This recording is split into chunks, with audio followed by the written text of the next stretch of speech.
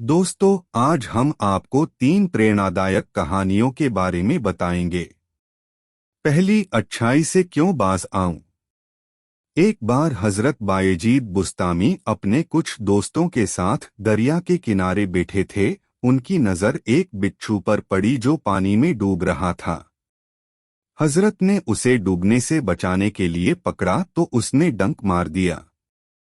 कुछ देर बाद वो दोबारा पानी में जा गिरा। इस बार फिर हजरत उसे बचने के लिए आगे बढ़े, पर उसने फिर डंक मार दिया। 4 बार ऐसा ही हुआ। तब एक दोस्त से रहा न गया तो उसने पूछा, हुजूर, आपका ये काम हमारी समझ के बाहर है। ये डंक मार रहा है और आप इसे बचने से बाज नहीं आते। उन्होंने बहुत तकलीफ में मुस्कुराते हुए कहा कि जब ये बुराई से बाज नहीं आता तो मैं अच्छाई से क्यों बाज आऊं। दूसरी, मजदूरों जैसी जिंदगी। हजरत सिद्दीक अकबर रजी शून्य खलीफा हो गए थे। उनके वेतन पर विचार किया जा रहा था। उन्होंने कहा कि मदीने में एक मजदूर की रोजाना की कमाई कितनी है, उतनी ही रकम मेरे लिए भी तय कर दी जाए। यह सुन साथियों में से कोई बोला, सिद्दीक, इतनी कम रकम में आपका गुजारा कैसे होगा। हजरत सिद्दीक ने जवाब दिया, मेरा गुजारा उसी तरह होगा जिस तरह एक मजदूर का होता है। अगर न हुआ तो मैं मजदूरों की आमदनी बढ़ा दूंगा ताकि मेरा वेतन भी बढ़ जाए। जैसे जैसे मजदूरों की मजदूरी बढ़ेगी मेरी जिंदगी का स्तर भी बढ़ता जाएगा। तीसरी, पड़ोसी।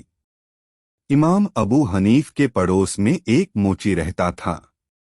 वह दिन भर तो अपनी झोंपड़ी के दरवाजे पर सुकून से बैठकर जूते गांठता रहता, मगर शाम को शराब पीकर उधम मचाता और जोर जोर से गाने गाता।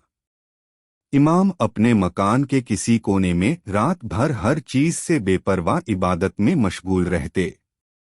पड़ोसी का शोर उनके कानों तक पहुंचता, मगर उन्हें कभी गुस्सा नहीं आता। एक रात उन्हें उस मोची का शोर सुनाई नहीं दिया। इमाम बेचैन हो गए और बेचैनी से सुबह का इंतजार करने लगे। सुबह होते ही उन्होंने आस पड़ोस में मोची के बारे में पूछा।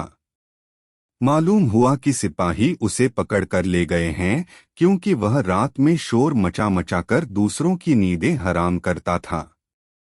उस समय खलीफा मंसूर की हुकूमत थी। बार बार आमंत्रित करने पर भी इमाम ने कभी उसकी देहलीज पर कदम नहीं रखा था, मगर उस रोज वह पड़ोसी को छुड़ाने के लिए पहली बार खलीफा के दरबार में पहुंचे। खलीफा को उनका मकसद मालूम हुआ तो वह कुछ देर रुका, फिर कहा, हजरत, ये बहुत खुशी का मौका है कि आप दरबार में तशरीफ लाए।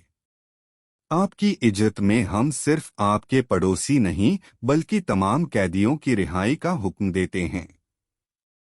इस वाक़ये का इमाम के पड़ोसी पर इतना गहरा असर हुआ कि उसने शराब छोड़ दी और फिर उसने मोहल्ले वालों को कभी परेशान नहीं किया। अगर आपको हमारी यह वीडियो पसंद आई हो तो इसे लाइक करें और चैनल को सब्सक्राइब करें।